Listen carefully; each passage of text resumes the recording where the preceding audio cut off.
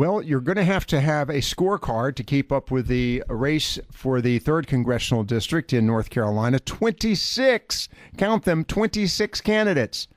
You're going to need another scorecard for the Democrat race.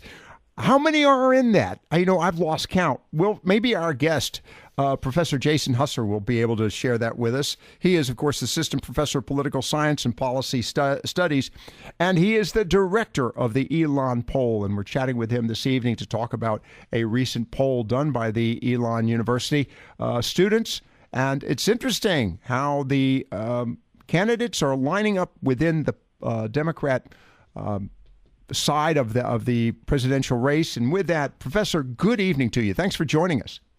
Thanks for having me here. It's always yes, you're right about all the candidates. Really makes it a challenge as a pollster because we couldn't get everybody's name in one phone call. Really? I'm sorry, I'm laughing. Well, how many names do you use? I mean, okay, you couldn't get all the names into one phone call. And this is a serious question. How many names do you have a cap? You only want to use 4 or 5? I wanted to ask everybody. We ended up asking around 12 candidates, including some who were running or we thought were going to run when we started the poll, and by the time the poll was done, we're not. Folks like Michael Bloomberg. That's so fascinating. I'm laughing, but I have to say the art of developing a poll, and I'll bother you for a quick observation on that in a few minutes, but I want to talk about this poll first. Again, Professor Jason Husser with us, the Assistant Professor of Political Science, but more importantly, the director of the Elon Poll. Okay, so at the time when you started this, how many candidates did you have in your list? How many were there at that point? We ended up asking about 12 candidates' names. I think that was the correct number. So that's definitely not the full list, but it gives us an idea of sort of what's the field like right now. Okay. By the way, how about coming down to eastern North Carolina, say coming down just 3 hours from Greensboro, and do a poll here. We got 26 candidates, 17 Republican, 5 Democrat, 2 libertarians, and 1 constitutionalist. The constitutionalist will be easy to do, and so will the libertarians, but the others are going to be a challenge. Let's talk about this poll that you did on the Democrats. What did you gain from this? What did you learn related to the candidates? And, of course, this is a period of time, was it between February 20th and March 7th. Is that correct? That's right, and we had to call a lot longer because our response rates decline every year. Folks just don't want to talk on the phone as much. So we wanted to know a couple of things. We wanted to know which candidates were known to voters in North Carolina, which candidates were viewed favorably, and then also did people think they were going to vote for a Democrat over President Trump. Now, my caveat to all this is we're still a long way from the primary election, and we're even longer to the general election, so much of this would change. But our early numbers suggest that Joe Biden and Bernie Sanders by far are leading in North Carolina. They're the most recognized candidates, and they are the candidates with the most favorable impressions. That applies to Biden even more so than Sanders. Okay, that's an indication, and I'm going to ask you to, if you will, extrapolate from that, and feel free to, decline. But that's an indication that he is.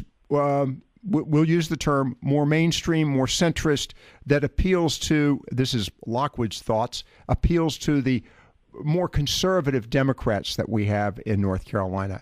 Am I looking in the right direction for an answer? I think you're correct in that.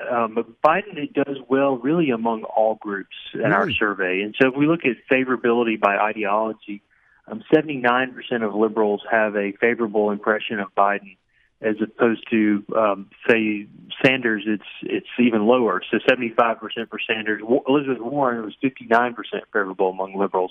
A lot of that is that self-identified liberals don't necessarily know all these candidates, and really it was only Sanders and Biden that had almost universal name recognition.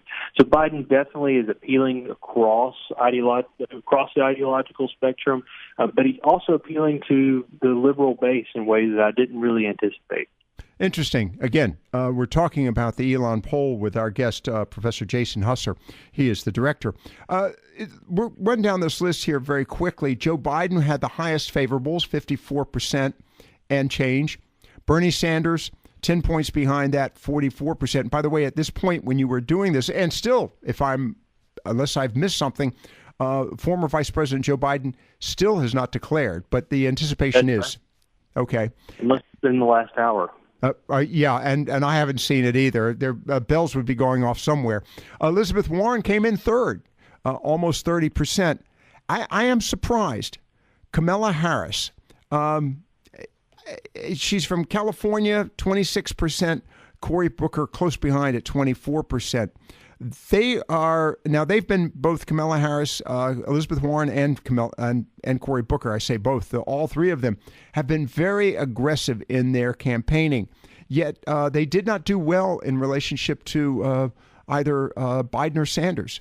Why do you think that is? Is it an issue of their agenda, or is it a matter of, frankly, their youth? A lot of it right now has to do with name recognition. Okay. Once Harris and Booker are better known, I expect their favorability numbers to go up. So if you just look at sort of recognition at some point, right now we're at a phase where, to a lot of Democrats, any Democratic candidate is favorable in comparison to President Trump. For those Democrats, the number that most stood out to me, though, was the ratio of familiarity to positive impressions for Michael Bloomberg. Now, Bloomberg's sort of out of the conversation now, and he's probably going to stay out of the conversation, but we can look back to Ross Perot, another billionaire who said, no, I'm not going to run as an independent, then runs as an independent. So I think it's still worth keeping our eye on Bloomberg. Bloomberg was the fourth best-known candidate. However, he was all the way down the number 6 or 7 when it comes to positive impressions. Right. And so while a lot of folks knew Bloomberg, they weren't that positive about him. Yeah, he ranked number 6 in that. The other one that you've listed here as a Democrat, and some are describing him more as an independent or unaffiliated, if you will, Howard Schultz. And he came in ahead of, and no one knows Tulsi Gabbard. So I wasn't surprised by that. Hawaii. Yeah. Yeah, so Schultz was really not liked by Republicans or Democrats. And so if he's going to run as an independent, he's got a lot of work to do to convince North Carolinians to vote for him. All right. We've got a caller standing by. I want to get back to this in just a moment. We've got Ernie and Emerald Isle joining us. Ernie, our guest, Professor Jason Husser, Elon University, and the Elon Poll, where he's the director. Ernie, yes, sir. What I wanted to say was I totally agree with your guest. If they don't run Biden, they'll go down to a horrible defeat. Really? Yeah. Biden is an old fossil. He's older than we are, Lockwood, and that's pretty old. That's pretty old. You've got it. But if they don't run someone sort of, I wouldn't call him a centrist Democrat, but they have no shot whatsoever. And I think Trump will chew them up. That's my personal opinion. You know my politics. But if they're smart, they'll run Biden. All right. Thanks very much. Although he has not announced, I think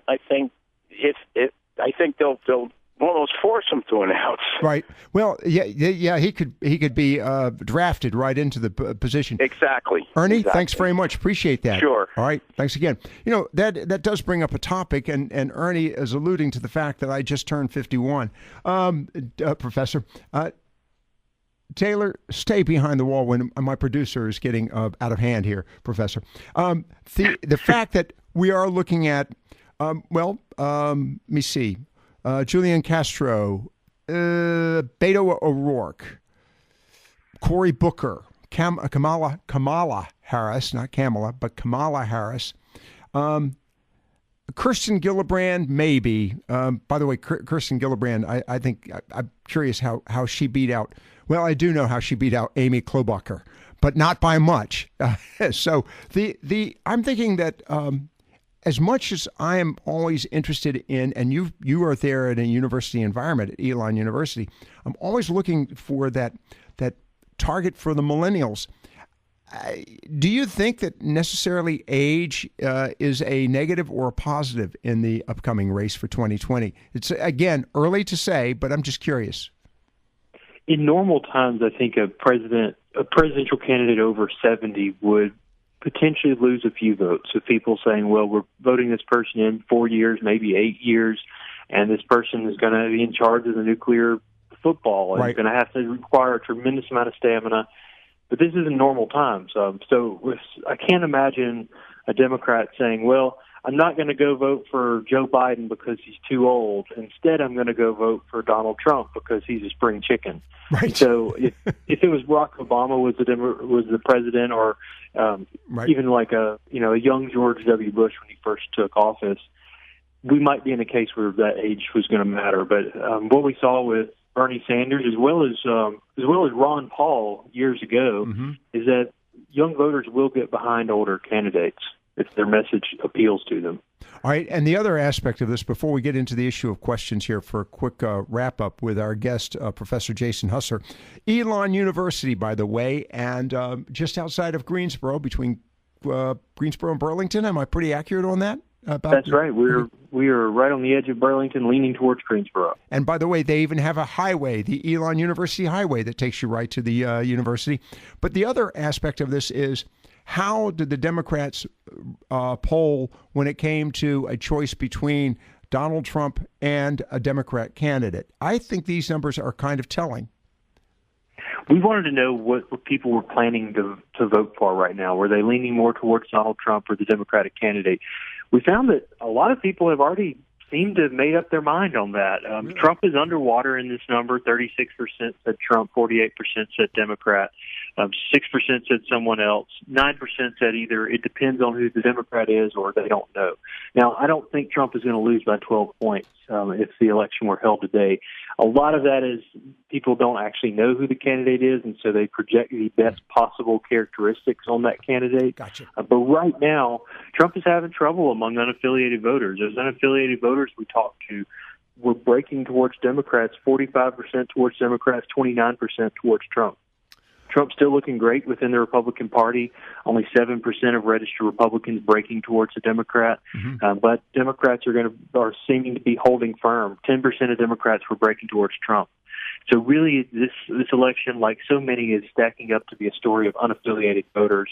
And that's really where it's important to look at favorability among those unaffiliated. And once again, Joe Biden comes out by far the best when it comes to unaffiliated favorability. It's the Elon Poll, ladies and gentlemen. You go to a website, you can go to Elon, just type in Elon Poll in your Google search bar. Professor, the interesting aspect of this is unaffiliated, and that is the fastest growing party, not a party, of course, in North Carolina. And I'm wondering, is that also the case? And again, I'm asking you to sort of go outside the boundaries of the state of North Carolina. But are other states seeing a continuing growth of the unaffiliated or independent voters as well? In terms of voter registration, we are seeing across the country, not just in North Carolina, growth in independents or unaffiliated. But the caveat there is that's among registered voters. Okay. Once you really get down to it and figure out, are these folks actually unaffiliated, that group is probably declining, because a lot of folks now who may have been, say, 70% one party, 30% the other, are increasingly moving towards that sort of 90% one party, and once in a blue moon, they'll consider a candidate from the other side. Okay, so they are described as unaffiliated, but they have, if you will, a built-in bias. Professor, with just a minute or so left, let's talk about how you develop these questions, because I laughed when you said you couldn't get all the names into the question when you were calling folks. You said another interesting thing is people are less and less inclined to respond to polls.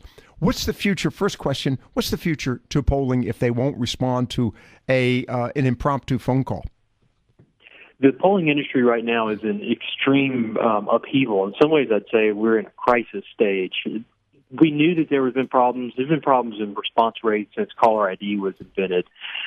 But what really happened that caught us off guard in the last few months, say the last 12 months really, has been the rise of these spam robocalls. I know probably every listener on this channel is really tired of these spam robocalls that are trying to sell them insurance or scams or something of the other nature. So people just won't answer the phone much anymore. And so we've been experimenting with a lot of different things at Elon. This particular poll that we've been talking about is a combination of online and telephone. We tried to get people on a bunch of different methods. In fact, I bought 2 sets of phone numbers for an individual, and if that didn't work, we sent them an email. So I bought people's email addresses. There's no easy fix so far. We're going to be experimenting with potentially incentives where we pay people $10 to take our surveys. That's been working pretty well for some big national organizations like the Pew Research Center. Wow. Again, we have joining us Professor Jason Husser. All right, the last question for you.